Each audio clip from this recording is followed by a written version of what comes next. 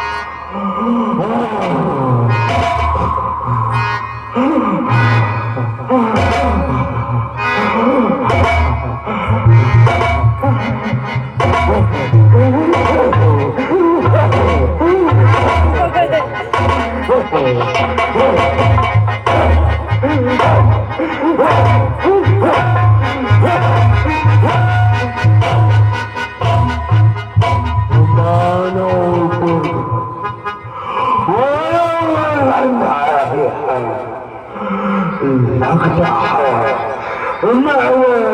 One में कोई से आदिमानव ने प्रवेश किया। मुझे चलकर देखा चाहिए कौन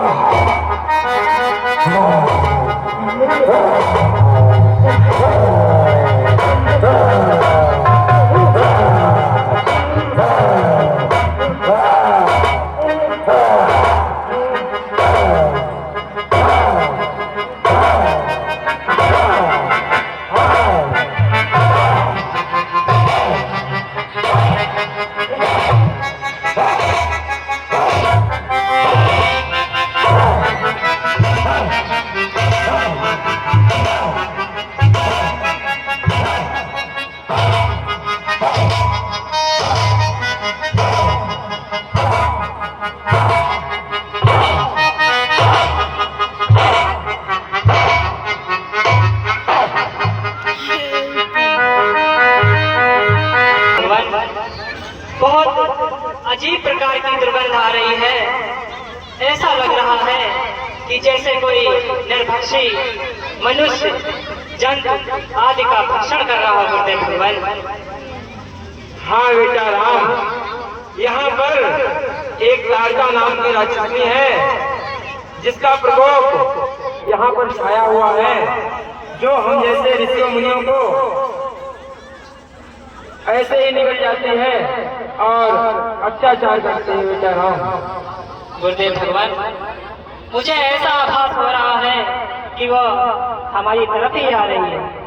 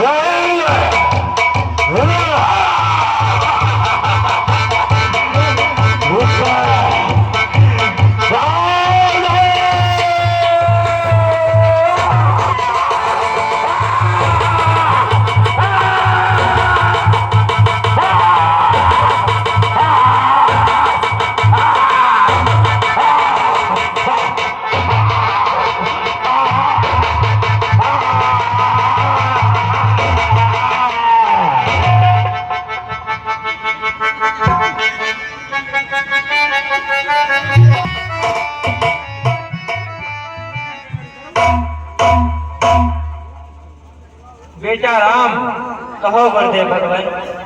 मैं अब अपने यज्ञ की तैयारी कर रहा हूँ और तुम यहाँ पर राक्षसों से रक्षा करना मेरी। ठीक है गुरुदेव भगवान, जैसी आपकी आज्ञा।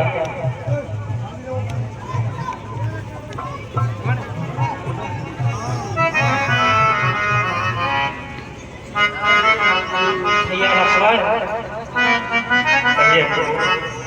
जैसा कि गुरुदेव भगवान ने कहा है कि उनके यज्ञ में कोई विघ्न न होने पाए भैया, इसीलिए तुम उस दिशा की ओर पहरा दो और मैं इस दिशा की ओर देखता हूँ भैया।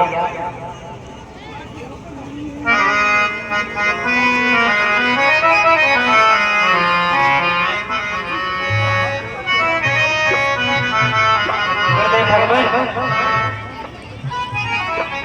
अरे जल्दी से मुनिराज जी हो जाओ तैयार।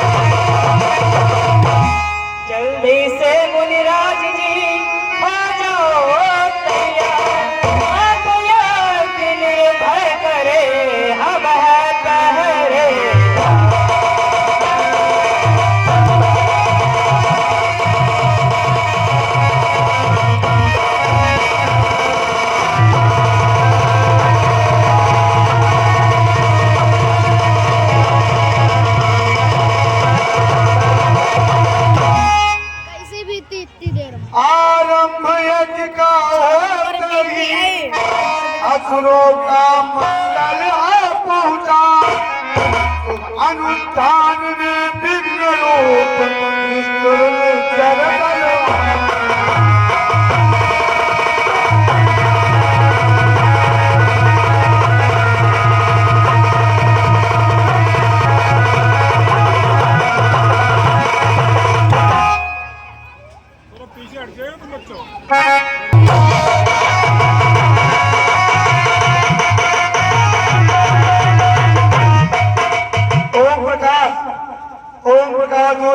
भैया, अगर हमारी आवाज सुन रहे हो तो मेकअप रूम में पहुंचे। ओम प्रकाश,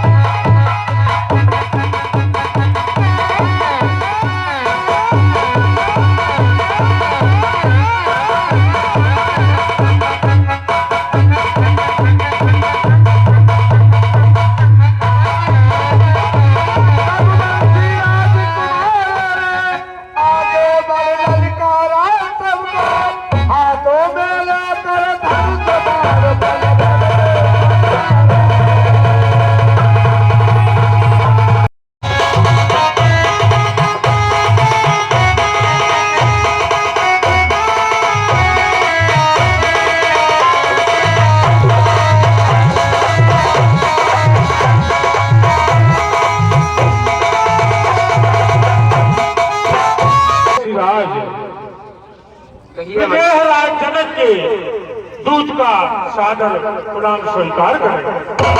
आयुष्मान भव।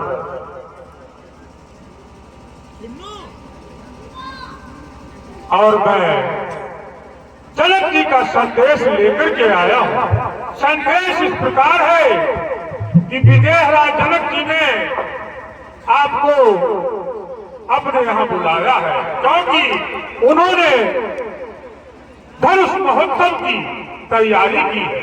तो आप उस धनुष महोत्सव को देखने के लिए अवश्य पहुंचो। उनका निवेदन है। ठीक है मंत्री, मैं राजा के इस आमंत्रण को स्वीकार करता हूँ।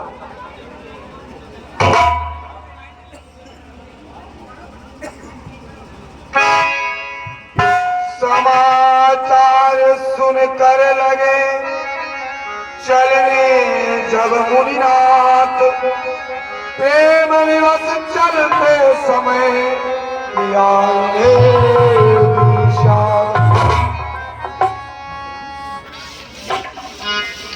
थकान सी होने लगी है, अब क्यों ना थोड़ा विश्राम कर लिया जाए। जैसी आज्ञा गुरुदेव भगवान। आप करिए।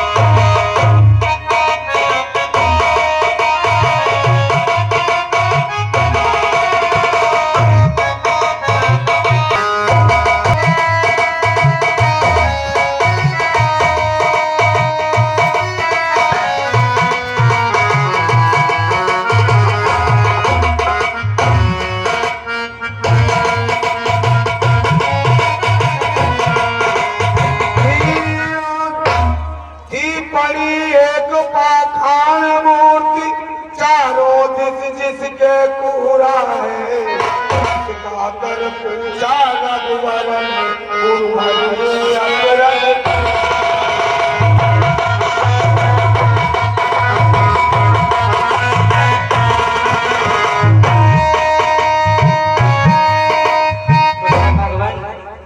कहिए बेटा। यहाँ पर ये अजरज जैसा क्या प्रतीत हो रहा है गुरुदेव भगवान? गुरुदेव हमें बतलाओ तो ये कैसा कोहरा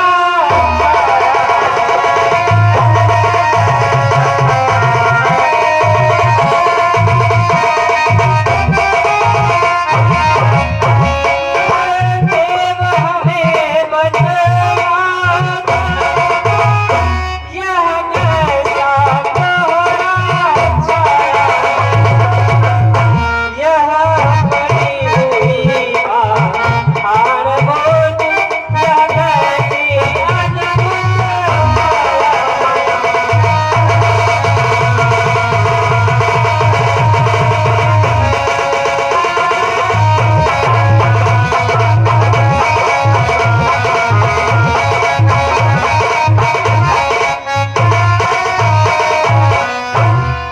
गुरुदेव भगवान, इस पाखाड़ बोट के बारे में मुझे बताएं गुरुदेव भगवान। रघुनंदन की बात सुन के से विश्वामित्र सुना दिया उस इलाका का तूफान। बेटा राम, कहो गुरुदेव भगवान। यह एक की करनी और दूसरे की नासमझी का परिणाम है। वो कैसे गुरुदेव भगवान, स्पष्ट बताइए। ये जो शिला है ये सांप की मारी है।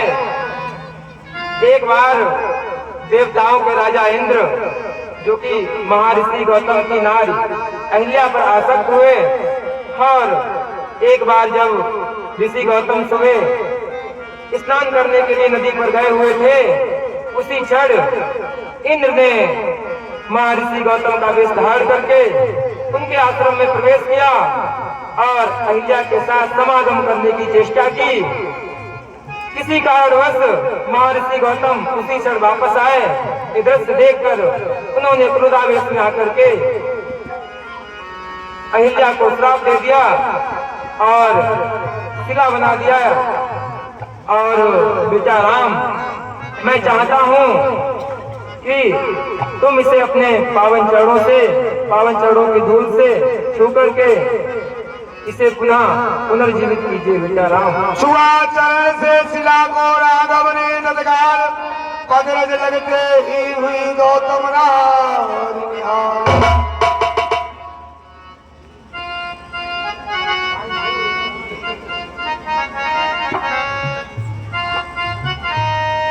प्रभु, मैं जानते हो गए आपने मुझ पर कृपा करनी थी। अहिल्या नारी का इस प्रकार उद्धार, मन चाहा वर प्राप्त कर पति मुर गई सिधार। आगे चले बच्चे देखिए मुझे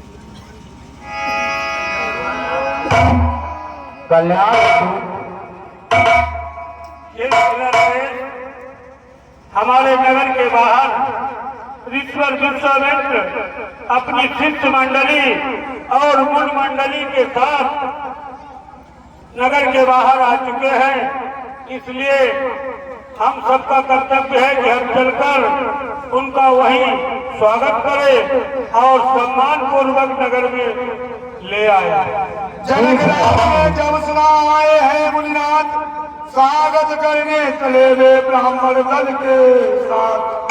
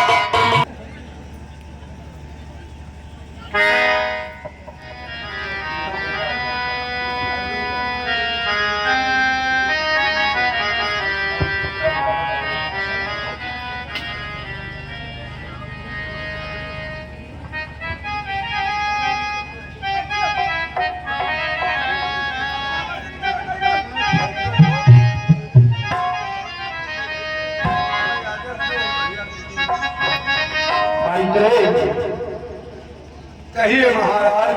महर्षि विश्वामित्र का ठहरने के लिए उचित व्यवस्था की जाए। ठीक है राजन, आदित्य ग्रह में ईश्वर को उचित स्थान पर जो है ठहरने की व्यवस्था है, और ईश्वर से निवेदन करता हूँ कि आप मेरे साथ आदित्य ग्रह चाहिए।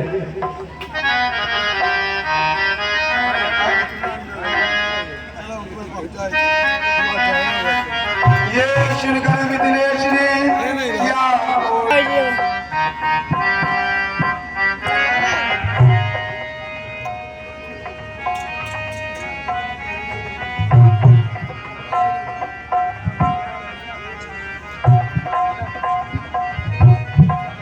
ऋषिराज, अत्यधिक इस समय काम है, तो मैं आपसे निवेदन करता हूँ कि मुझे आज्ञा दें और मैं राजकाज में देखूं जाकर के।